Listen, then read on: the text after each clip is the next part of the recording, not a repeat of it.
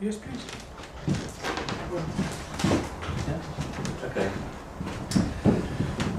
So I'm going to introduce you a little bit to this public because not many people know you. We know Nicholas Theocarakis, and he is our hero. Okay. Not for all of us. People who have money think differently than people who have to still work for their money.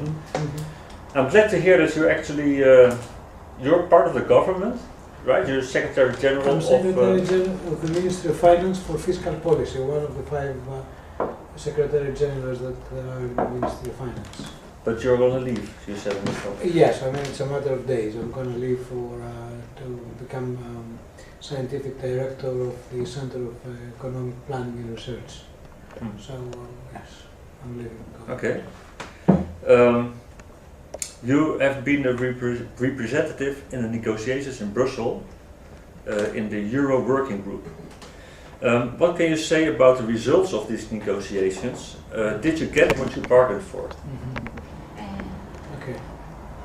Now, what actually has happened, I was the representative of the government in the Euro Working Group. I was accompanying Nicholas Theocarakis when he was in the Eurogroup, and I also was head of the negotiating team, the so-called Brussels group. To explain what was that, the Greek government, after their election, said that the mode of negotiating with institutions should change. Before, the mission chiefs and those below them just went straight to ministries, saw the general secretary, the minister, whomever they wanted, and in fact they were like pistoleros into a saloon. I mean, and also drove through the streets of Athens in motorcades, etc. The government said, let's ministers talk to ministers, and technical people to technical people, so we had technical teams in Athens, and then in Brussels or occasionally in Paris there were discussions between mission chiefs and their number 2 and a specially designated committee by the Greek government. So this was also part of my job for the creation of the Brussels group until the Riga Eurogroup were actually have been kicked out of that process, and Nicholas Theocarakis' scope for negotiation was completely diminished. In a sense, my limitation of powers and becoming only the Secretary General and not the Brussels negotiator was at the behest of Yaron Dijsselbloem, who wanted somebody else, not because of me or the other person, but because he wanted to diminish the power of Nicholas Theocarakis. It was quite a shocking thing that we saw on television, that the economic people, the people who know about economics, were actually totally dismissed by our Dijsselbloem. That Janus was moved aside, and his whole concept, economical approach of the crisis, was regarded as non-important or not functioning, not working for the EU or the people that are behind the European Union. The thing is that I think it was never about economics. I mean, whenever there was some economic proposal on the table, they don't even bother to look at it. I mean, they said, no, this is what you have to do, this is our story, we keep repeating that story.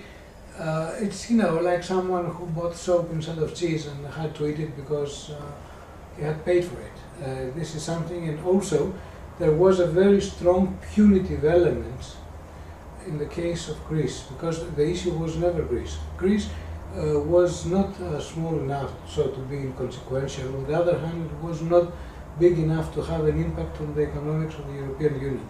So what they wanted to do is to find in Greece a testing ground for their neoliberal fantasies. So whatever they could not do in other countries, they could now do in Greece. It was you were said to be an example. And also to be an example. This is what happens if you don't follow the rules. But in Greece what has happened was that the therapy was even more toxic than not having any therapy. So in a sense, what has happened is, and also they asked for the ownership of the program. This is the equivalent of saying that I give you poison, you pretend that it's not poison but it is good medicine for you, that you not only commit yourself to take that poison, but also you commit yourself to say that this is good for my health. This is what's happening to Greece at the moment. And also you have, I think the idea was never to have the Troika in Greece. The idea was to have Troika in Paris. There were, I mean, Schäuble and the others around him, and I put Geron Dijsselbloem and Thomas Wiese within the inner core of Schäuble's core. They wanted to punish Greece in order to show to other people what happens if you do not behave as you should. In fact, Greece more or less behaved as it should. The thing is that they gave that money, the bailout money, in order to have the German and the European taxpayer pay for German, French and other European banks, because these were the holders in their portfolio. They had Greek bonds. So, in a sense, they said, I give you money, you pay your bonds in time, so that their banks could be saved, instead of asking even more money for it. That's our politicians told us that our money, the billions that we sent to Greece, that was to save the Greek. Yes, but and after 5 years we find out that all this money went to the banks, the German, Dutch, French banks, and maybe a few more, and that actually all the debt the Greek had to these banks were paid off, so the banks got all their money in their pocket, and now the people of Europe have to, if the Greek is not able to pay back, we have to go get angry with the Greek again, because it's our money. They're going to tax us to pay the debt that's never going to be able to be paid back. But you don't have to be a very good economist to understand that the whole Greek situation was unsustainable. Yeah. And in fact, it was even funnier that they had a huge PSI in which a large part of that money went to recapitalize, or had to go to recapitalize Greek banks to save them from a total collapse, and also to decimate the money of the reserves of the social security funds, and also to create a situation that was not sustainable, and they knew that from the very beginning. Now even people like Draghi and Lagarde are saying this, but they are saying that upon specific conditions, and these specific conditions is the mantra of pro-market and pro-business reforms that lead to nowhere. It's amazing that what we have to endure in order to convince these people that if we deregulate our economy, things suddenly will, take off like a plane. This is not what happens to real economies. It is very unnatural to. I mean, some of these reforms we should have done it ourselves many years ago. But this is not the problem. I mean, you cannot have an economy back on its feet when it had suffered such a unbelievable blow. We have more than 1/4 of our GDP actually written off. We have an amount of fiscal consolidation that was never there in the post-war period. 1 in 2 of our young people is out of job. 70% of our unemployed are long-run unemployed, and out of them, the average time in employment is more than 2 or 3 years. So it's large, and the labor market is more flexible than a Chinese contortionist. I mean, it's like a neoliberal wet dream, what's going on. Only 1/10 of those who are unemployed get some sort of an employment benefit. You have one segment of the labor market that's on the criminal fringe, where people don't even pay immigrant workers. There was this case a couple of years ago in Manolada in the strawberry fields, where the first 6 months people from Bangladesh were paid with bouncing checks, and the next 6 months out of the barrel of a shotgun. I mean, and people who were heavily exploited, they were forced to buy. So this is one part of the labor market. We should do something about that. Another part of the labor market, the primary segment, has suffered more than 30% fall in their wages. So in a sense, we're saying that we cannot save our pensions. Of course we cannot save our pensions. We have 30% GDP less. We have 27% unemployment. We have 30% fall in wages. We have 25% undeclared labor. People do not create. So, I mean, how can you have a sustainable pension system with all these drawbacks? This is a ball and chain around our legs. I know you're an economist, and of course, there's partly it's very interesting, but I want to. There's a lot of sentiment around everything, because in European press said it is the Greeks' own fault that they got so much debt. It's the Greek people to blame. Okay, I mean, this is a misunderstanding. As all good lies, there is always a kernel in truth in that. In terms of private debt, in Greece we didn't have accumulated much private debt. The Greek household was not over-leveraged like average American or European household. One of the reasons for that was that consumer credit was a recent thing in Greece. On the other hand, what we had is that after the when we joined the entry of Greece into the European monetary union, is that suddenly interest rates fell drastically. So it was quite beneficial for Greeks to actually finance growth through low interest rates. We had also the albatross around our necks, that was the Olympic Games, that cost a lot more than we budgeted for.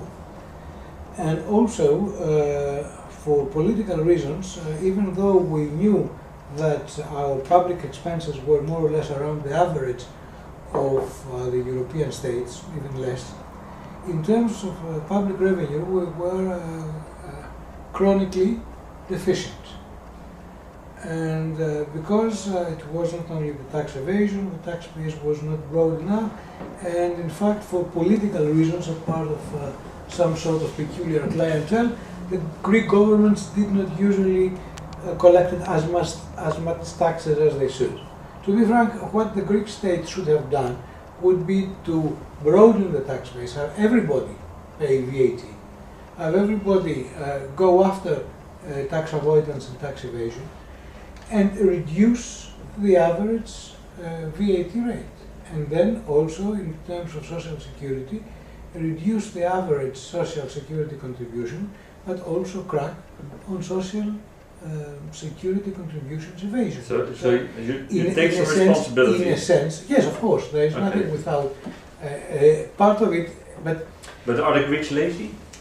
This is stupid. I mean, this was being told for years. Yes, but I mean, the idea that you can have some type of national character that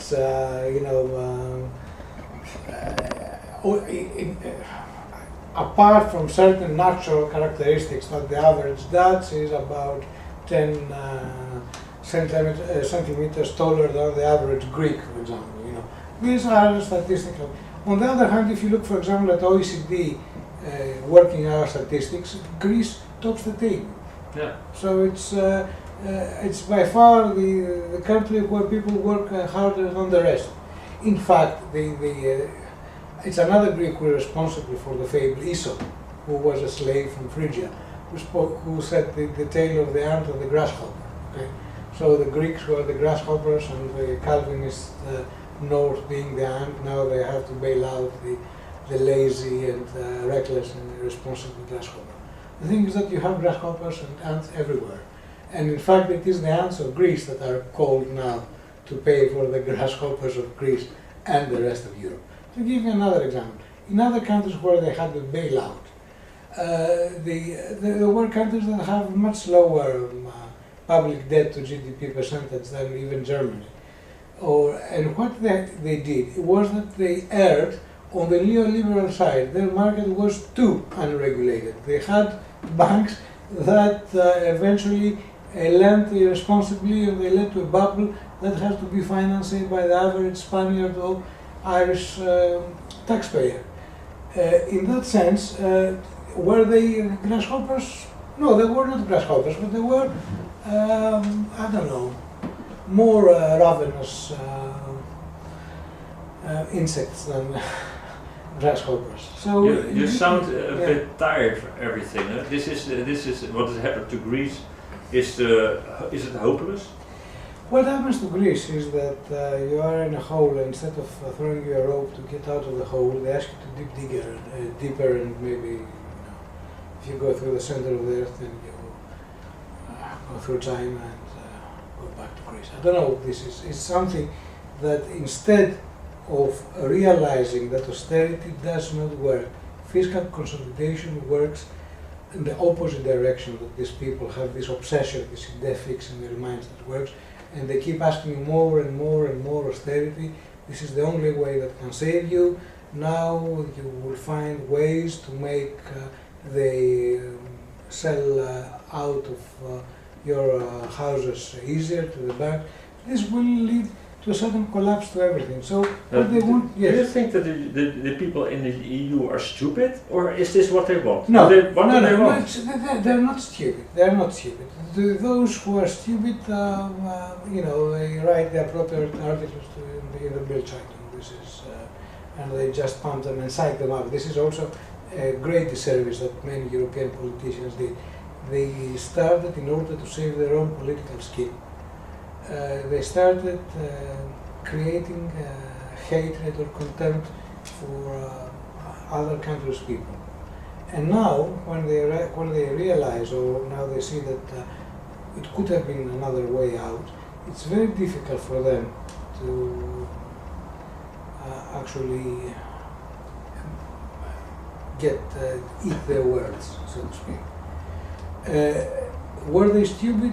Don't they understand political economy? Sometimes ideology and political obsession make people stupid. We have seen that many times. But on the other hand, I think that those who understand things better, they don't really care. They don't care if Greece goes down the drain. They don't give a damn. This brings me to another part, because what we see nowadays, and also there's a movement in Holland. Mm-hmm. It's called this capitalist terrorism. Mm-hmm. Yeah, this is just there's a lot of laws and rules made, the liberalization of the banking sector, mm-hmm. and it is. J.P. Morgan was mm-hmm. here in Greece. One of the previous governments, there was a deal made so the all the big houses that deal with that sort of thing were used as consultant to the Greek government. Goldman Sachs, J.P. Morgan, whatever you name it. And they helped Greece to hide that that was something that Greece did with the help of Goldman Sachs. But when Greece did that, it was a common practice among other European governments. I mean, it's not something that a devious Greek or a devious consultant of the Greek government thought. It was something that was done before, and not only by Greece but by other countries, and then suddenly they discontinued the practice. So in a sense, yes, in order to get accepted to the European Monetary Union, the Eurozone, they tried certain make-ups that would help to... Yeah. But this was nothing peculiar to Greece. It is kind of strange that this central role of all these banks that they helped governments to change their bookkeeping in a certain way so they could maintain their face. And on the other hand, they gamble with a lot of their money. Yeah? Mm-hmm. When they lose, we have to pay. And then it's actually only about the banks. Where's the democracy factor? Where's the human rights factor in this whole story? Where is dignity in this? I mean, we are in a situation. This neoliberal capitalism is everything, yeah, and human rights and the rights of laborers are worth nothing anymore. I mean, first of all, the idea about capitalist terrorism. I mean, in fact, the very creation of capitalism as a system was born together with the necessary to create the proletariat, and we have a huge worsening of the living conditions. So it's nothing new, the fact that the new system delivered a lot, but also it was based on some sort of terrorism. If you read, for example, the bits from the first volume of Marx's Capital on the disorganized ursprüngliche Akkumulation, the so-called primitive accumulation, is there. I mean, it's in very vivid colors how it has happened, how the primitive accumulation that was required before doing that.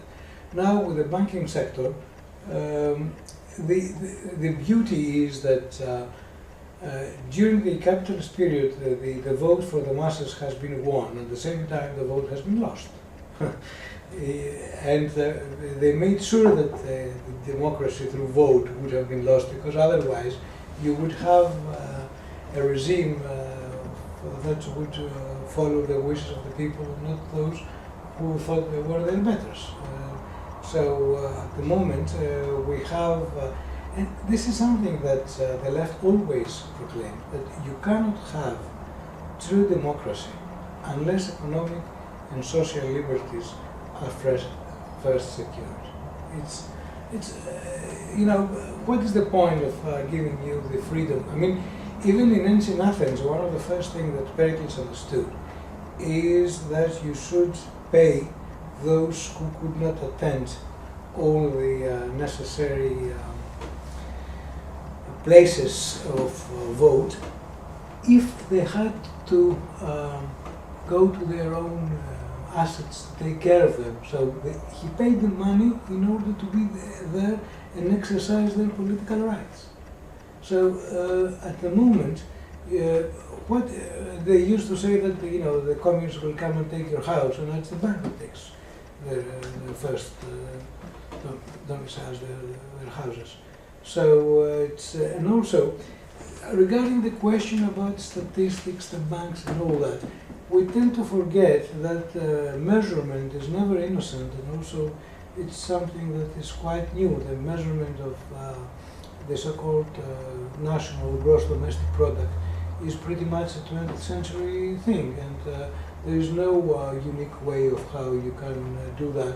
And depending on the accounting standards you actually adopt, you can have very different measures. If you use internationally public standards, or on an accrual basis, on a cash basis, or how, for example, you put in your accounts defense expenses, or in Holland they want to have in our they calculated our black market and drug sales also in our GDP. Yeah. So they calculate everything. They want to show that we actually make enough money, and even on the markets that don't pay tax have to be included. This is the thing is that there was this Cambridge professor after Marshall, Professor Pegou, who said that if you marry your housekeeper, the national income will fall, in the sense that the housekeeper, as your wife, will provide her services for free instead of getting a salary. Of course, since he was a bachelor, he didn't understand that his housekeeper, when he became his wife, he could hire another housekeeper. But the point is that there are all types of things. For example, if I cook a meal for my wife, or if we go out to a restaurant, is this a different thing? I mean, my amateur cooking is part of the GDP or not? And usually what they do is that illegal activities are excluded from the measurement of GDP. But if you have countries like Afghanistan and Colombia, where the drug product, national product, is very important, it would be wrong to do that. So, you know, if you have a good weather or if you have a bad weather, you have to use an air conditioning system.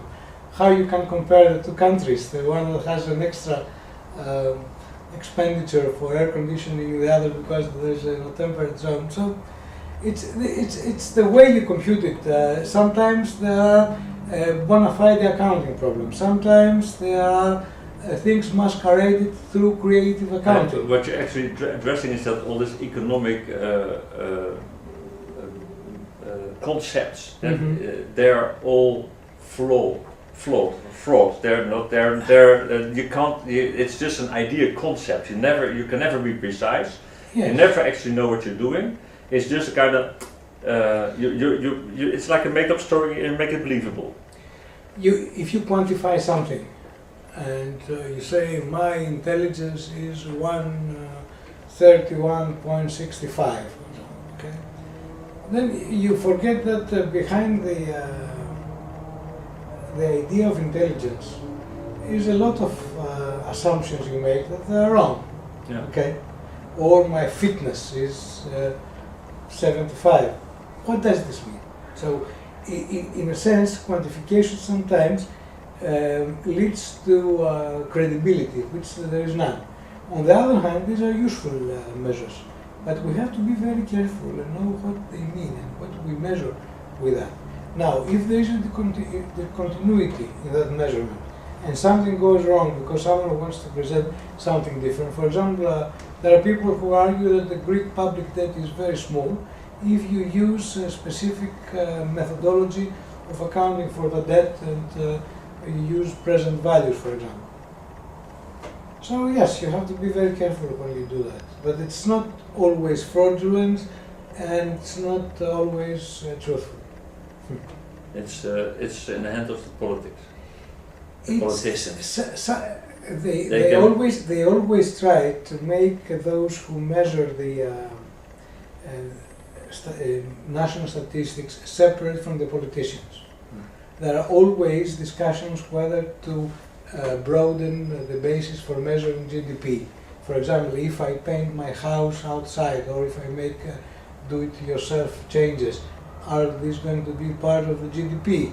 Now it is, before it was not, but if I paint the inside of my house, it is not part of the GDP. So, you know, there are all different ways. So what do you consider to be a bona fide intra-market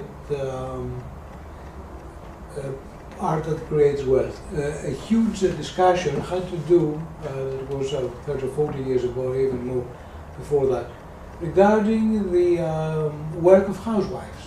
The housewives spent hours upon hours in producing something that had real value, and since this did not go through a market transaction, was considered to be outside of the concept of GDP. So when suddenly you bring into the home, to your home, a laundry machine or dishwasher or whatever, suddenly the amount you give for that and to operate it is part of the GDP. But the endless hours that a housewife or less frequently a houseman did for that was not there. So, you know, it's something very tricky. And this was the point that Pigou was making when he said if someone marries his housekeeper, the income goes down. Nicholas Theocarakis, you worked with him together. You're a friend. You wrote books together, or? Yeah, I met Yanis when he joined our Department of Economics in National University of Athens. Yes.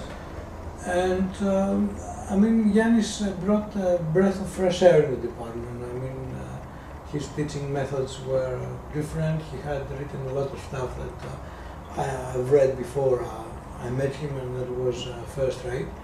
And also, Yanis was very instrumental in creating what we call the UAD Philekon, University of Athens doctoral program in economics. He managed to get the necessary funding, and we start having a proper taught program in English. And people from Cambridge, from York, from Sorbonne, Essex, all over the place were teaching in our department. And also created a different concept for a doctoral program that on the one hand insisted on a very harsh technical training in economics, and on the other teaching economics as a social science.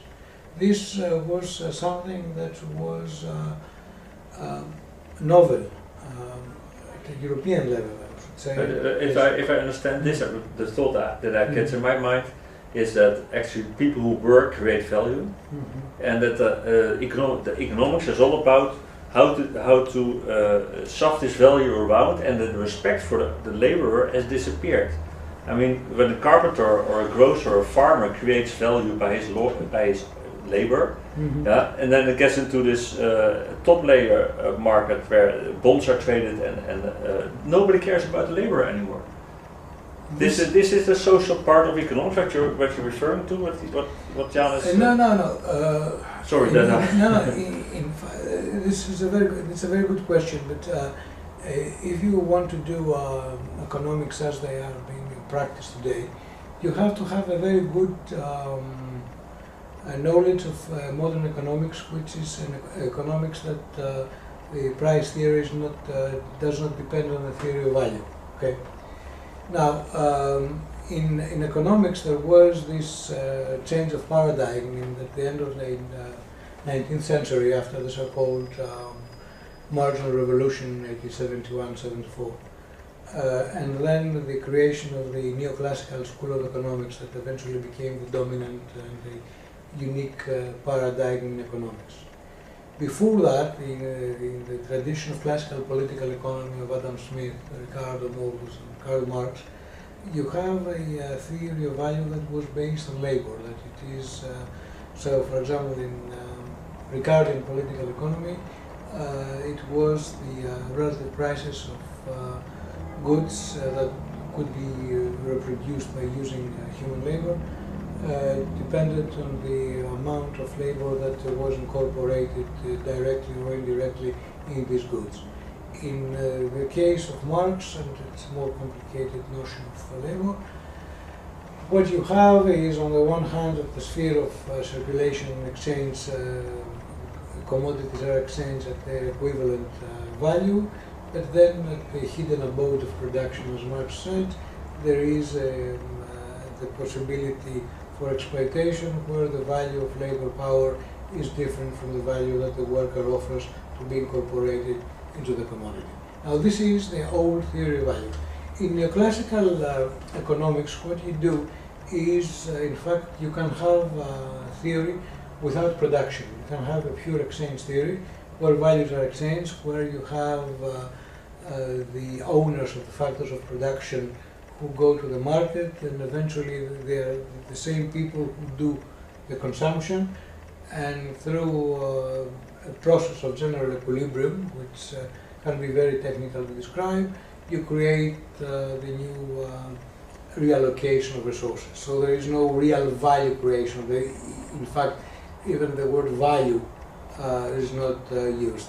And then you can have a theory of economic growth, which is a different thing, but in the original neoclassical general equilibrium Walrasian paradigm, you have the reallocation of resources through some sort of market process, which can be idealized in the Walrasian career, the auctioneer, and through a process called tâtonnement. It's very technical. It doesn't explain. Like the reallocation, you mean for the money going from the laborer to the rich? No.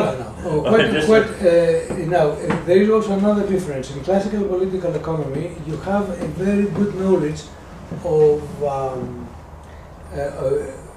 Actually, you had classes. You had the workers, you have the capitalists, you have the landowners, and you have different types of economic categories. You have land rent, you have profit, and you have wages. These were distinct. In the neoclassical paradigm, you just have consumers and firms. Commodities are in the so-called n-dimensional Euclidean commodity space, and firms maximize their profits and consumers maximize their utilities. And you enter the market with a basket of your endowments, and you have endowments, you have your preferences and your utility function, and given your endowments, you try through the market to reallocate your endowments to the final consumption vector, okay? And the market, in its wisdom, actually produces the price vector that will make all agents in the market to optimize their behavior, given their budget constraint, that is their endowments, and if these endowments are priced at specific prices that are the equilibrium prices, no one can better without diminishing somebody else's utility. Now, this sounds rubbish, and it is, and in a sense, you even have a notion called Pareto optimal, which means that if you have a cannibal who wants to eat 50 children and one of the children escapes and the child escapes, then you have a diminution of, it's not a Pareto optimal anymore because the cannibal is minus one child. So, you have a notion of human welfare which is not politically acceptable. And also in such a scheme, really you don't, you have just numbers in vectors. You don't have rich people, you don't have people who work for their living. In fact, what you do is that you create a space of n dimensions. Some of these dimensions can be labor. It can be the labor of a painter who will paint a house in Amsterdam 10 years from now if the weather is good. Okay, this is one of the dimensions of the commodity space. Okay, this is what we teach to our graduate students. So we don't try to do that in our the thing is, one of the things I'm doing with my interviews is trying to get economics, because I didn't study economics, you probably noticed already. I did it only because I felt a necessity. The taxes were suddenly in my house, taking everything. They helped the banks out, but not me. I'm my own company for 30 years, and I never bothered about politics or anything. But this was a threat, and I thought, like, okay, I have to take care of things. I started calling professors in economy, explain to me what is happening, and since then I have some French economists who are trying to explain to me so I can translate it and tell people in actual normal language, because some people are going like, oh, this is just too difficult for me. Well, I think that if it's everything can be explained very easily if necessary and wanted. Anyway, so I'm gonna. But it always from the very beginning of economics there was this bitter argument, that to use Arnold Toynbee's expression, between economists and human beings. I mean, there was workers always understood that economists were against them. Okay, so in a sense, there was this inherent inherent tax class bias against people who work for their living. It is as if, recently, economists saying that matters of inequality should not concern intelligent people. But this is not true, because since the 70s, what we see is that a silent depression where people see GDP increase, and those who are below the median do not see their material conditions get any better, whereas those, the higher up you are, the better you get. So it's an unfair society, and this unfairness creates an undemocratic ethos, and eventually, instead of trying to have a true democratic society, what you try to do is crowd control through manipulation with means that they can be messing with people's minds, and the last result, you can always have the violence of the state to keep those pacified. So, do you think that democracy and capitalism can go together? Or is this the end of democracy we are seeing? During the Cold War, there was this huge attempt to show that capitalism is the only economic system that is compatible with democracy. There were people like Linton's book, Markets and Politics or something. The most famous of that was Free to Choose and The Road to Serfdom by Hayek, written just after the war. It seems that the more late capitalism is becoming increasingly incompatible with democracy. And also, I think that the fact that we have seen within capitalism, especially after the Second World War, a more fair, a more democratic society was not the result of the capitalist process, but on the contrary, it was the result of the Second World War with its 50 million dead, and where the working classes for the first time were able, having also the fear of the countervailing power of the existing socialism there, to force to their countries something that they never had it before.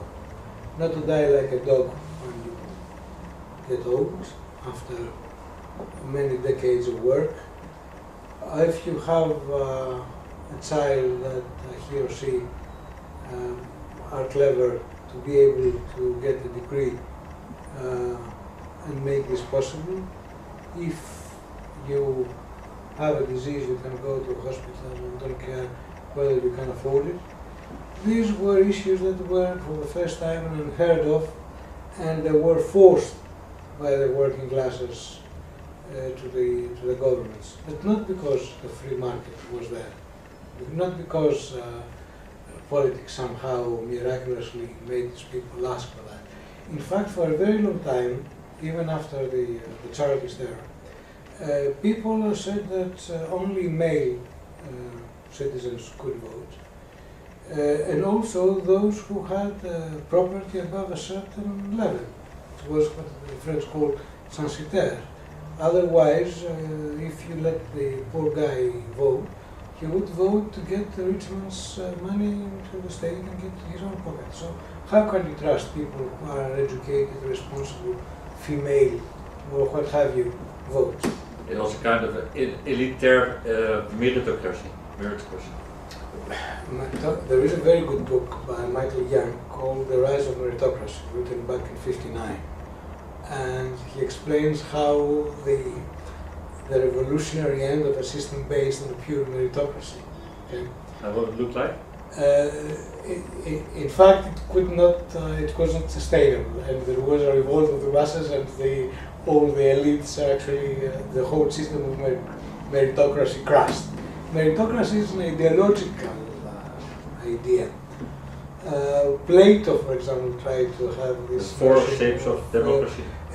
Not the shapes of democracy. He, in the Republic, when there is this discussion between Socrates and Plato, where the notion that you have the philosophers who are made out of gold and who would rule the state, then you have the second class, those who would enforce it, and then you have those that are from iron and bronze who would do work for the other two classes. Even in that, Socrates is being asked, do you think that we can make them buy something? He said, not themselves, but maybe their children or their children's children, they will buy that. In the ancient Greeks, I don't think we can use the political categories, or we're based on them, but not to use for our analysis. For example, there is a difference between Plato, where he's very much in favor of an aristocratic regime, and from those of Aristotle, where Aristotle has three typical regimes, and these can deteriorate from, say, royalty to monarchy, and aristocracy to oligarchy, and all that, politia to democracy. So these people did not believe in democracy. In fact, if the democracy applied in the case of Athens was despite the philosophers, not because of them. Even though later on, even in Plato, you see ideas that are very useful. For example, in Protagoras, Socrates says that in the Athenians, when someone who is not an expert tries to speak to the people on things that require expertise, he's being ridiculed, and then the soldiers take him and get him down. But on the other hand, in matters that are political, everyone, irrespective of his wealth, his education, his family background, etc., can speak freely and speak out his views. This is the notion of what Greeks call parrhesia, the ability to speak. freely. Now, this is different. The question is, can we use the new technologies, for example, the web, to have something like that? I'm not so sure about that. I mean, you have such a tsunami of rubbish in the various blogs that actually retweet and produce all types of conspiracy theories. And also there are so many ways. I mean, what the Soviets did not understand that is you can have a total control of the propaganda to the people without any need for censorship. Now what is going on these days, it's a beauty. I mean, they have thought it out so well that you have very little ability to make more progressive ideas be heard. Because it's there, it's the mind force manacles. But, there's no other, yes. One thing, Taylor said something also about never have a psychopath in politics. This is where we see these people that don't have any feeling for other people that are actually in these high places. Isn't this a time that we can evolve? I mean, we are in a crisis, and there's somebody said once, never waste a good crisis. What can we learn? Okay, I mean, this is a great book by Philip Mirovsky. It says, never let a good crisis go waste. Yes. And maybe he didn't say it himself, but this book explains what they're trying to use. In fact, in many ways, they're trying to turn the clock back to what it was even before the First World War. Yeah. And this is frightening. And this is why I'm saying that they don't care what will happen to Greece or if Greece is salvageable, if the debt is sustainable. They don't give a damn. So, on the other hand, the question of whether someone who is psychotic can get into power, it's sociopath, psychopath.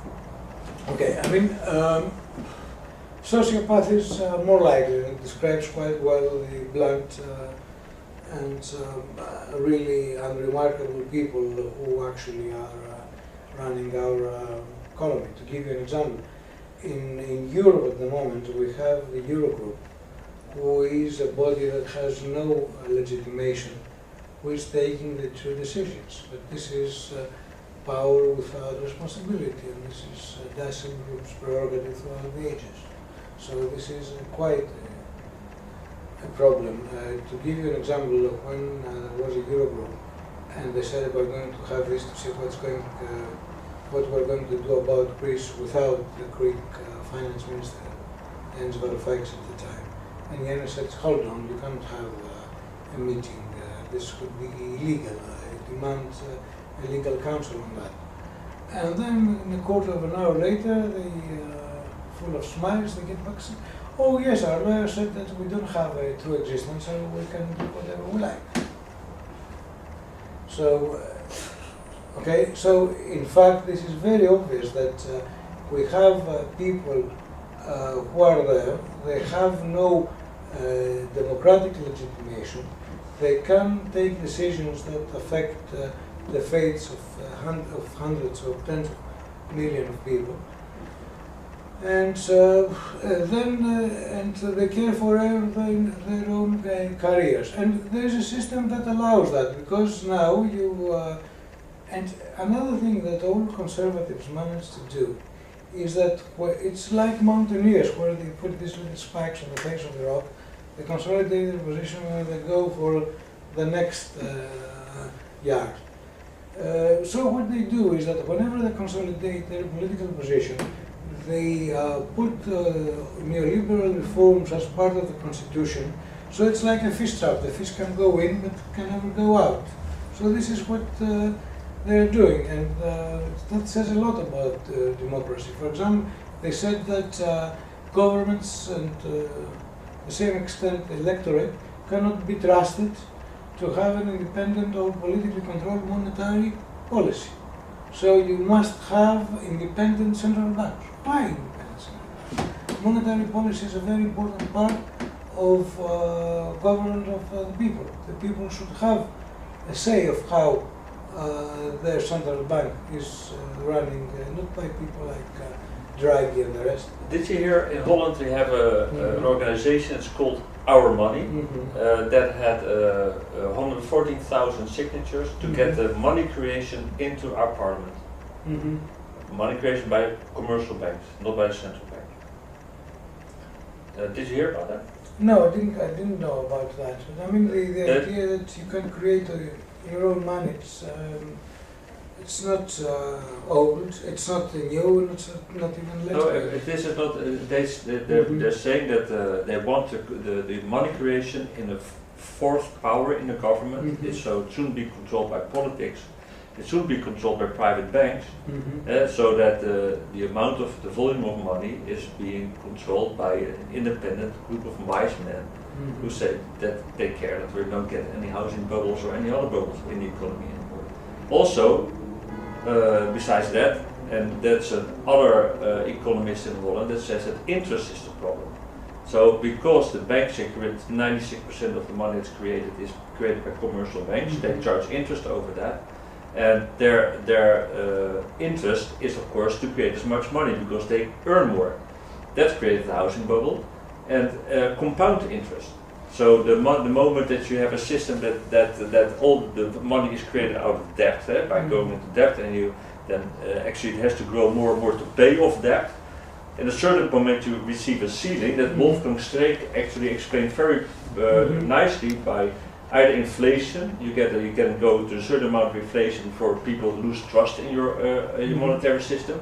Then there was the public debt, making countries go into debt. Then there was the private debt, people can get mortgages to buy houses. So the more money was created, the economy goes great, and everybody thinks like we're doing great. And the ceiling is reached. Now we get QE, again money creation out of nothing. And actually, this is a cycle with the currency wars globally. That is actually where everything is just there's no light in the end of this tunnel. Everything has to collapse. Okay, I mean there's too many issues. Oh, sorry. No, I mean there are too many different issues. But the very idea that you have people who actually create money out of nothing was nothing new. I mean, before. The idea was that money, in fact, is nothing more than a specific commodity that has inherent value. It is money, commodity money, so to speak, that can be exchanged. And in some cases there were auction, be that or ship, or in fact pieces of metal that eventually they would have a stamp on it because to show that this is certified, that the amount of gold there is that, etc. And so that's for you. So about this money creation, that is this organization in Holland. I don't know how that works.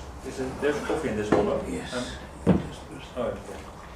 Okay. That the money creation, of course, there's always been money creation in history, but take the Bank of England, for example. The Bank of England became state-owned only in 1947. From the 17th century, it was just a bank that had the privilege to be able to issue money. And in fact, what was even funnier was on the one hand, they were lending to the government money to make war for them. And at the same time, the money they lent, they were money that were printed by themselves. And also, once they got government bonds, they could always put these as collateral because they were certain to be repaid by the government.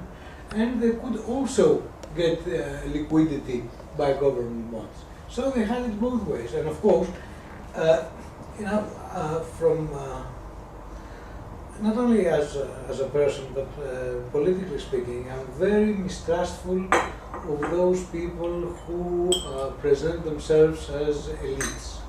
I never like messiahs, I never like leaders, and also I don't very much like people who believe in messiahs or who are willing to let the elites take care of their own business. This is politics. If I have a view of how this house is going to be built, and I'm not a civil engineer, then you're right not to believe me. That if someone says, listen, I am professor, distinguished so-and-so, and rector of that very distinguished universities, and because I teach political science, these are my political views and you have to respect them. I said to him, get out of here. My view, and I'm saddened to say, because I do this job, to a very large extent, even economics have a very important political element in them. And even though people say, oh, we know better economics than the average Joe, the fact is that quite often, more often than not actually, those people who present themselves as the ultimate holders of deep economic truths are nothing more than people who are masquerading their political views in terms of scientific clothing. So people should speak softly and carry a very big stick. Keep always their powder dry. Don't trust the experts in politics in general and economics also. So cum grano salis, with a very large spoonful of salt, just a pinch. No, that's a very good advice, I think. Now Janis was in the news because he was secretly working on getting the drag me back. Okay. That's how it was in the press. They created a whole story, almost a conspiracy theory. I mean, sometimes when I was reading about that stuff, it was, like the Illuminati or the Friary of Zion, etc. Sort of stuff. There was nothing wrong there. First of all, even the most minor country has done a plan B, what would have happened if there was a Brexit. I think even Holland has that. Okay, everybody, I mean, what will happen if? Now, it would have been preposterous, in fact it would be remiss for a finance minister of the most affected country by that, not to have plan B. In fact, it would have been the other way around. If someone wanted to criticize Yanis Varoufakis, wouldn't it be that he had, there were people who should know better, a former Secretary General of Public Revenues who said that we were printing money in this basement. I mean, it's... In this basement, in this building? In this building. I mean, really? Yes. So this is pathetic. In fact, what Yanis did is that, first of all, with a very small group of people, and I was not included in this group, and the reason was that he wanted to keep it sub rosa. No one should know about that. Of how he could have created a parallel system in the case that capital controls were imposed and there was this suffocation by the European Central Bank, as it eventually has happened. They say that he hacked the system of the Secretary General of Public Revenues. This, he is part to blame for that because he made an unfortunate choice of words. But in fact, he had all the legal, the moral, and the political right, let alone duty, to do what he did, what his idea was. And in fact, he said that in ways that were plain for all to see. He even said that when he was in the change of guard between him and Tsakalotos, he always said that. The idea was simple. It was not even a different type of currency. It was not like a veil currency, so to speak, or a Silvio Gesell type of money. He said that if there is a tax credit for a specific company, you can use this tax credit, or if the government owes you money, you can use that and to pay back your taxes. So in effect, you have a system where it is transferable, this claim to the government, and with which you can pay taxes. Now, it is apparent that if you let a market to be created that will exchange euros for this new euro-denominated claim against the government, there would be a devaluation of that money.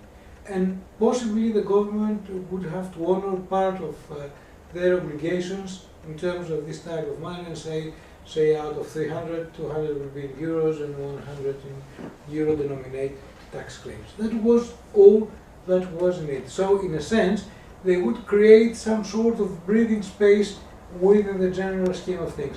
And in fact, the government was too afraid at a certain point to say that we are going to take countermeasures in the case that the European Central Bank tries to suffocate us.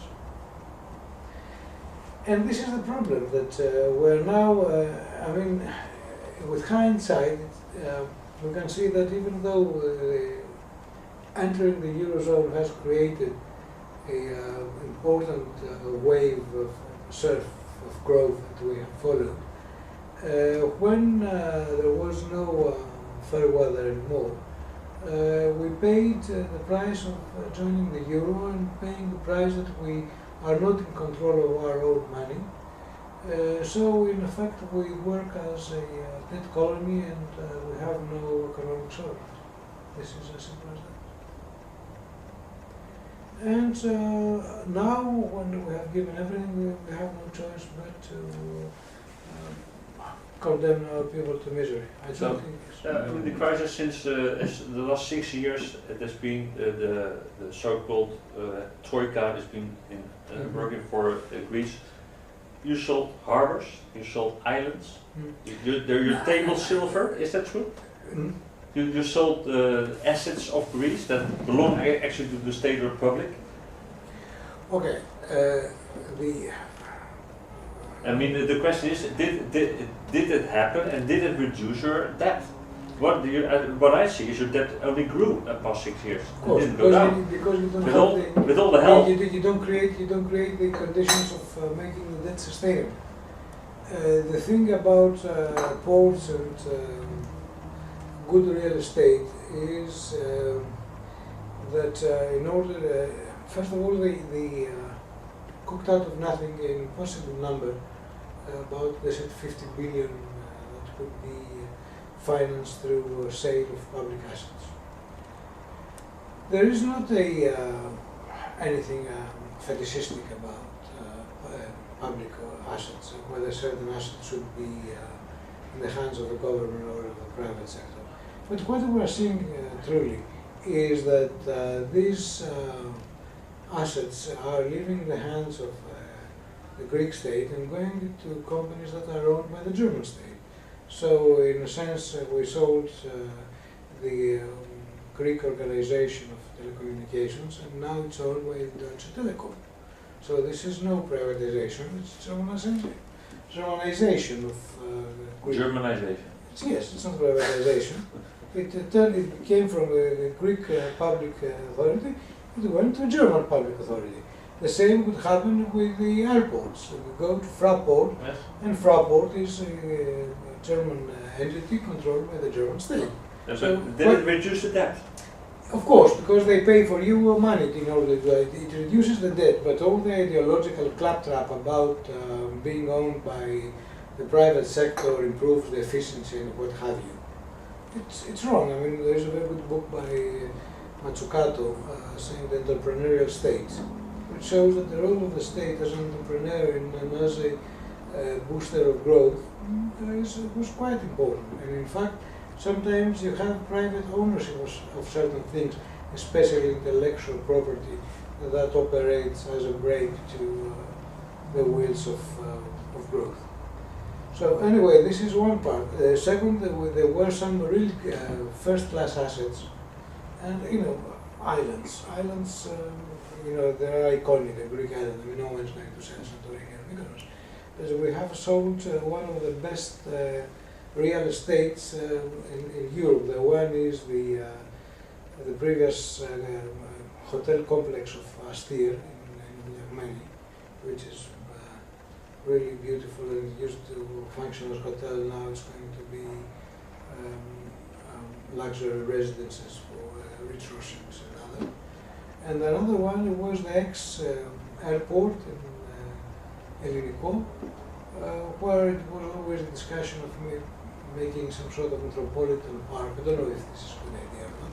But also we are going to sell it in such a way that the person who is going to buy it will give something less than $1 billion for that, about 800, and then it will pay it in a period of say 20 years, and also the Greek state will have the obligation to make as much money as use as much money as an investment in order to make it possible for those to exploit their asset in the best possible way.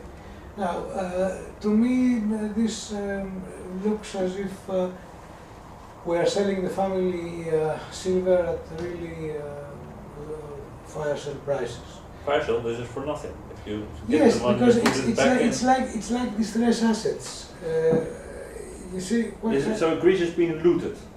in a sense, yes, because listen, if you are in dire straits and you need the money, on the one hand, the macroeconomic environment is such that the asset, if things don't go better, has no real future cash flow. Now, if this cash flow, you discount it at a high interest rate, which is the imputed interest rate of the Greek sovereign bonds at the secondary market, then also this present value of the discounted future cash flows is low. So even by using proper investment models, you say that these have to be sold at fire sale prices. And if, on the other hand, you have a knife on your throat saying that if you do not complete the evaluation or the review by the institutions and to get that money, and so you don't get any more money, and of course this money they show it to you and then they just put it in another drawer to repay what they owe themselves. This is a bit the same story like the submarines that were bought from Germany. That was so-called help money to Greece, and that was paid for submarines for the German weapon industry. It's a continuous story of the same. It's it's something they pretend they make you a favor, and actually what they do is that they kick the can further down the road, and in the process they create all the conditions necessary to control you and don't leave you any. So I'm in Holland. We have a foundation called Local Currencies, and I'm part of a group of people who are very much involved in creating our own currencies. Yes. We can create our own currencies. It's not a privilege of the banks. We say we want to be free of the banks. We can have complementary currencies. In Switzerland, they have the Weer, and the Wirtschaftsbank of the Weer that is from 1933 and has been functioning since then. It has a few billion that goes around every year in that bank, and when the French franc gets a bit of stress, people lean on the rear and backwards. There are very many examples of how complementary currencies stabilize the economy or strengthen the economy. And when you think about local complementary currency, because the money doesn't leave the area, that means that you pay somebody that is local, and when you pay the person who's local, he spends it local, and it boosts your own economy, of course. I'm representing a concept of a local money that is interest-free, interchangeable with the euro, and that is set up for local complementary currency, but can be national also. And that's also part of this meeting with you, because I'm looking in Greece, because I've been trying to promote this for a few years in Holland, and the necessity is not there. People still believe this crisis is going to be over soon somewhere, and have a blind trust in the state. Have a blind trust, somehow it might be diminishing, but think that they're spending their savings into their company and maybe borrow a little bit more, and maybe in the end we will survive. And don't have a hard time to think about how money is created, who is doing that, and who is serving that, and that we can actually have our own money. The idea that the creation of private money is something that was people like Friedrich von Hayek a very long time. I mean, it's nothing specifically left or new. One of the major issues is whether the creation of the parallel money system is tolerated. Sometimes the pretext could be that it's against money laundering, for example. If you remember with Bitcoin, of course with Bitcoin you have the extra problems of the inscrutability of the damn thing. Once was there, the other day was not. And it was a devaluation, revaluation, and what have you. So it was this flexibility against the euro. The notion of zero interest rates, it's also a problem, because if you can get interest on your money, why invest it in a non-performing asset? Now, this is all thought of, because you don't need euros to buy local currency. This is because that is the whole story. The banks say gold, if you don't, gold, for example, if you don't pay interest anymore, how can we get the money to put into the economy? But if your money comes into existence by debt in a mutual credit system, then this is how most of these local currency systems are built up. The only thing is what the local bank has to do, of course, is to see if you're credit worthy. That they have to do the actual job that the bank is supposed to do. Yeah, if you don't, if you are not credit worthy, then they can take your assets, of course. So there's an economist who investigated how much interest was in every product, average. He calculated it was for about 45% interest in everything we buy, from the car, bicycle, any stone or a cup or anything. The average amount of interest in everything we buy is 45%. So if you can go to an interest-free monetary system, then life starts to look a lot different. I mean, maybe the wife can stay home and only the man goes work. I mean, the interest rate sometimes is very closely related to the rate of profit, in a sense, because you have the equalization of returns on different capitals. And in fact, both the Ricardian and Marxian system of value, particularly the Ricardian system of value, was very vulnerable to the fact that exchange rates, the exchange in value differed depending on the rate of profit and the wage rate. Or there was the so-called Bemba-Avak system of time structure in production that had to incorporate the interest rate. So interest rate, on the one hand, it is being idolized as some sort of the reward for abstention and abstemiousness. I'm an adult, I can't defer gratification, hence I'm rewarded by the fact that I'm not going to eat this ice cream now, I'm going to eat it tomorrow, for example. Whereas you are not an adult and you want to have your ice cream now, so you have to pay me for my abstemiousness. That was always rubbish. I mean, as Frederic Lassalle said, Lord Rothschild was never the biggest of beggars, the most abstemious of men. But in an economy that you can always get the opportunity cost for your money, there is no way you can have that. There was a huge discussion regarding interest rate, particularly at the beginning within religious communities and in the Catholic Church, with people like St. Thomas Aquinas saying that it would be wrong to get interest rate, and Aristotle was against interest rate. In fact, what we see now in modern Islamic theology and Islamic banking are the reverberation of theories from the Leviticus, Aristotle, Aquinas, in modern Islamic theology. Nothing new about that. No. But eventually, there were, in fact, the very term of interest is a name that has been created in order to get away from the moral condemnation of interest as such, because the gospel specifically forbade usura, what we call usury, but usury at the time meant just lending at any rate of interest. Could it be 2%, 3%, 0.5%?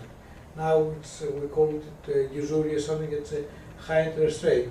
So they said interesse in the sense that I'm involved in some sort of business transaction, and what I get is the reward of my involvement in a business project. So it was a misnomer in order to be able to get a reward on your money. To other people like Aristotle, this was preposterous. Since we use the word tokos in Greek for interest, and from the word tikti, to give birth to, and said that money is unnatural for money to give birth. And he thought it an unnatural way of worth getting being to get interest for your money. So it's a very old debate. During the mercantilist period, there was this huge debate on whether there should be a ceiling on interest rates. And in the modern times, it was the famous article by Bentham, Jeremy Bentham, called In Defense of Usury. And they tried to actually get the guilt out of that. Even in medieval times, they created the notion of purgatory. Before it was either you go to hell or you go upstairs.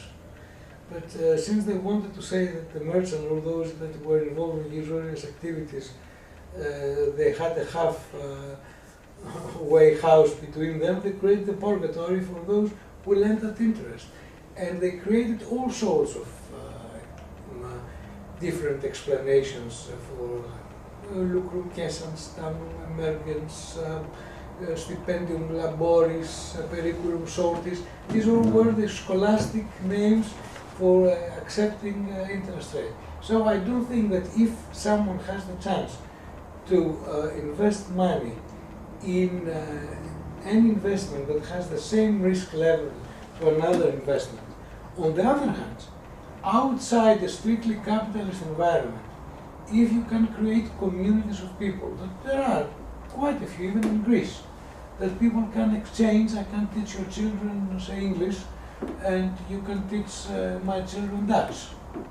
Okay, so then you have some sort of bank of labor services where you have the famous reductions problem, how you turn skilled labor into unskilled labor, and all that. I don't know if the monetary system I'm just promoting is a little bit different. It's more elaborate.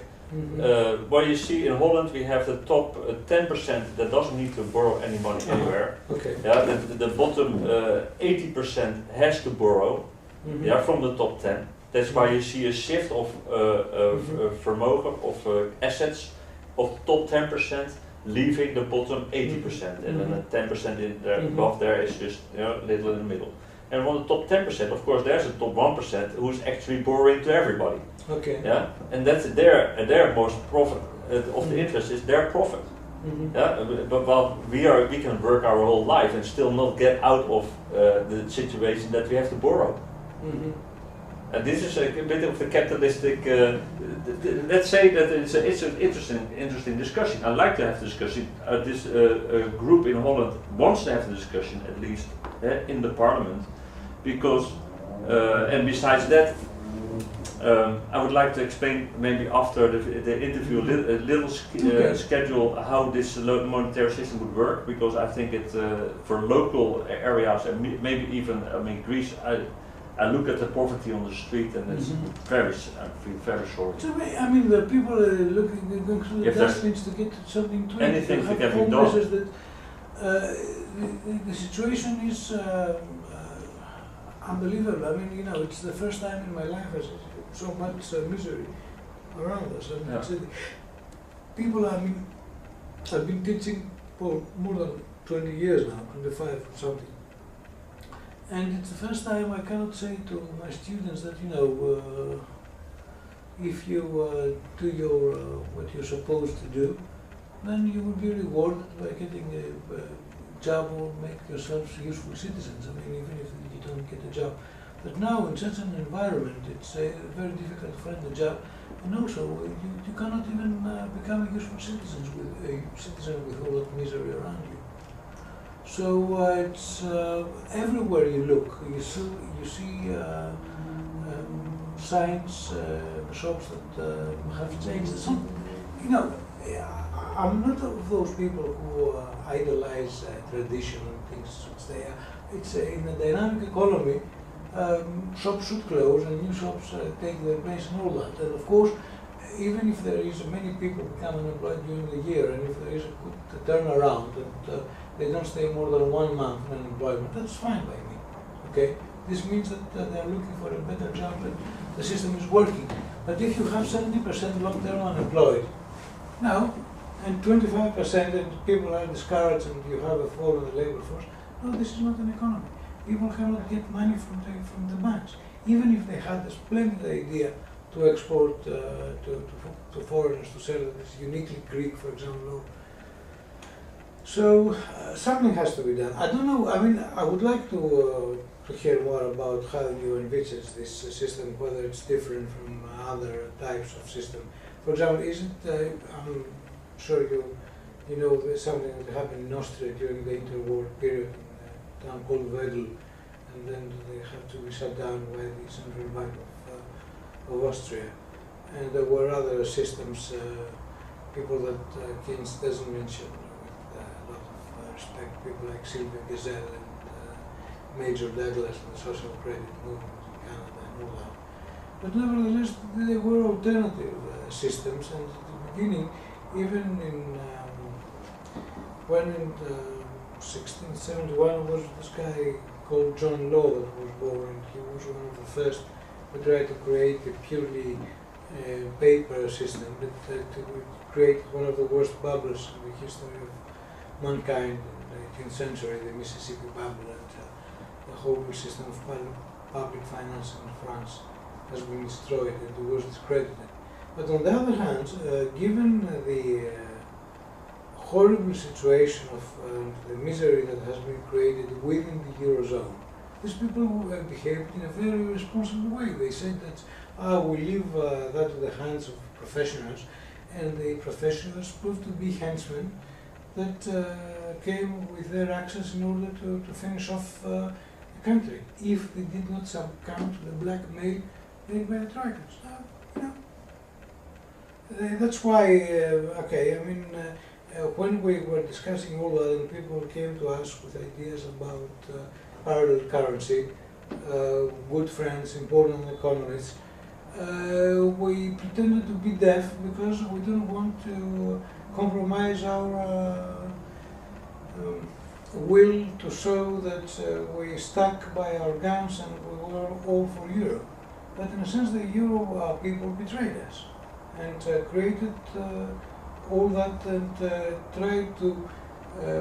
They say, okay, Greece is not the only country that has elections, also Germany and Holland and Finland and have elections. But how come it's only the German, the will of the German electorate that is respected and not anybody else's? I mean, we just came from Rome, and Rome didn't have elections in 10 years, 12 years? 12? Yeah. Yes, because they have a different system, parliamentary system. So it's how many elections they have in the election? How many elections they have? No, in Italy for 12 years they didn't have any election. The president was assigned by Europe, right? Oh. There was no election at all. This is your future. This is. They have elections in Italy, but in some ways they tried many steps. But they do have elections. It's unfair to say that they have no. In fact, the Italian system was one of the more unstable systems in the world because they have proportional representation and they have always to find the ways to have a coalition government. I'm not so sure about that. But in a sense is that even if you have elections, eventually your freely elected government had to succumb to not to the will of the people. We had a referendum. Almost, not exactly, but 2/3 of the people voted for no. Yes. And Ochi. And then when we had the Ochi vote, then there was this huge turnaround. Yeah, 62.5% of the people 60, came yes, out to vote, and 61% said no. We had no against the EU about. And then it was, and then the Europe said, okay, then you go to your bank, but you can't get your money out of the banking machines. It was a blackmail. It was absolutely an absolute blackmail. Yeah. They try to pretend that they have no other choice. And whatever, I mean, Schäuble has this. But how can an ECB do that? You have your money on your bank account. It's a claim on real money, so you should get your papers from the central bank. I mean, they cooperate, these banks. How can they shut off the pipeline? Well, yeah. Okay. This is very political. What they say is that we don't force you to do anything. You impose the capital controls. It's not the ECB that imposes the capital controls. So, for example, if we all go to our bank to get our money, there is not enough money in the bank coffers in order to pay. Yeah. So, unless you you impose restrictions to how much money you can get out of your bank, then the banks would go bankrupt, and you have to have a bail-in.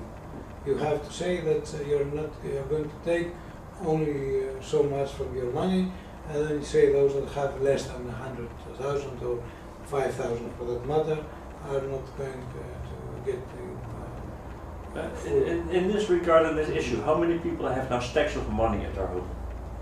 Quite a few. I mean, people. Because in fact, if these people were not afraid, it was the panic breeds panic. So the more there is this anecdote about Wyatt Earp, who worked as a security person in a far west bank. And when there was a run in the bank, Wyatt Earp with some of his pistoleros came to the back door of the bank, actually with a wagon full of bags that looked like money. There was no money there, it was just bolts and washers and things like that. And they had the dollar sign on them. And he started getting those big sacks of metal inside, and people believed that money was going to the bank, and the bank run receded. So, in a sense, it's what you believe. If there is a bank run, you have to put, I mean, not tax in front of ATMs. This is a very potent image. It doesn't work. If the ATM runs dry, then you shouldn't, there's no reason to protect it. But the thing is that they had to, they make you impose the capital controls. They are really, what they say in chess a Zugzwang. It's a forcé move. There's the only legal move you can do is to impose capital controls. But of course, if the European Central Bank said, they said that we have a statutory obligation to protect the euro system. That's rubbish. If they say that we're going to keep the spice flowing all the time, there would be no bank run. Instead, all those money in the mattresses that are prey to people who would burgle to your house and take your money and torture you to tell them where your money is. We'll go back. There was even a question whether you can open your boxes you have in the safety boxes you have in the bank where people have stashed their money instead of having them in their accounts. So this is zero interest for you. It's security. How is anarchism growing in Greece? Anarchism. This is, an interesting question. I mean, there was some anarchist movement in Greece since the very creation of the Greek state, I should say. There was even a lecture in Oxford, Vladimir Akoulis, that was a vegetarian, anarchist, socialist, etc. There was this guy who killed Sisi, who was Crete, the empress. And then there are different types of anarchist movements, not always following the same line. I remember, for example, there was this situationist workshop years ago. The most important figure in the anarchist movements was, I don't know if you know him, Agis Stinas, who was one of the teachers of Cornelius Castoriadis, who was an important part of the anarchist movement. And there is many people who say they're anarchists. I don't know if they are or not. I mean, they can tell you the difference between Bonaventura Toruti and Enrico Malatesta or Nestor Makhno, if this is. In the Greek public mind, when they speak of anarchists, they have this notion of someone with wild hair and throwing Molotov cocktails and not an alternative organization of society along lines that are communitarian, anarcho-syndicalist or pure anarchist, etc. So there are different people. Some poets are there, but I'm asking because the trust in the state and politics have been damaged severely, also because of the incapability to defend against the Eurogroup. Now, the anti-state activities can take various forms. For example, if you remember in the United States, there is this very strong anti-state movement that is extremely dangerous and armed and right-wing. Sovereigns. Yes, I mean, if you remember Costa Gavras' movie Betrayal, and the so-called Zionist occupied government and playing song, etc. So these people can be very anti-state. They don't want the taxman. They don't want the people who go after their moonshine. So this is anti-state. On the other hand, I think one of the part of what's called the anti-systemic vote can go totally to the fascists, the Nazi or the Golden Dawn. So you don't have to be an anarchist to go against the state. You can be a fully fledged Nazi with an ideology that all these conspirators and crypto-Zionists or Masons that actually are in cahoots with, because they are also friends of their cults, okay? They create extra human little creatures that, I mean, if you stay late at night and watch those who sell their books, 25 books in series about I'm not going to talk about this with you. It's unbelievable. It's the occult aspect of that. So the people don't get any more anarchists against the state. One thing, a reason people says, do we have the electoral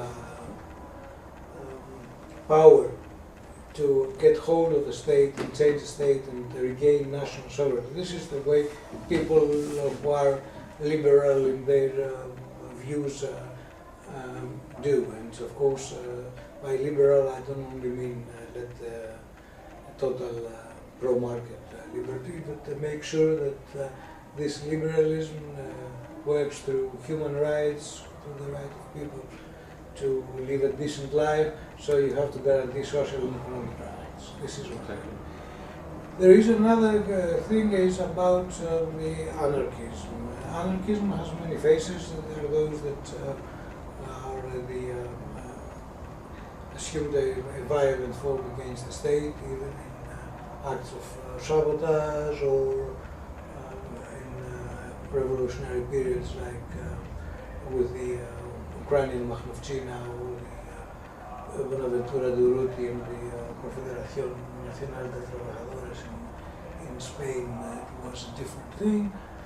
In Italy, so you have different phases of anarchism. In Greece, I don't think that there was any core of anarchist thinking that, I mean, even the people of the 17th November, in their political views, were PASOK with a gun, so to speak. I mean, closer mainstream Latin American socialism. So there wasn't never an anarchist in Greece. Last question, short answer. How long? What do you think about the euro and how long will it last?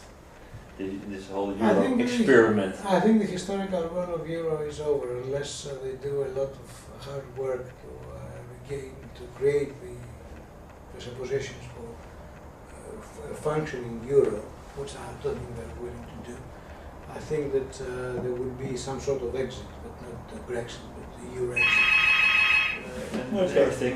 Okay, thank you. First of all. Thank you very much, Nicholas Theocarakis. I'm sorry, my Greek, I'm still having to get used to the names. Thank you very much for this interview. Thank you very much.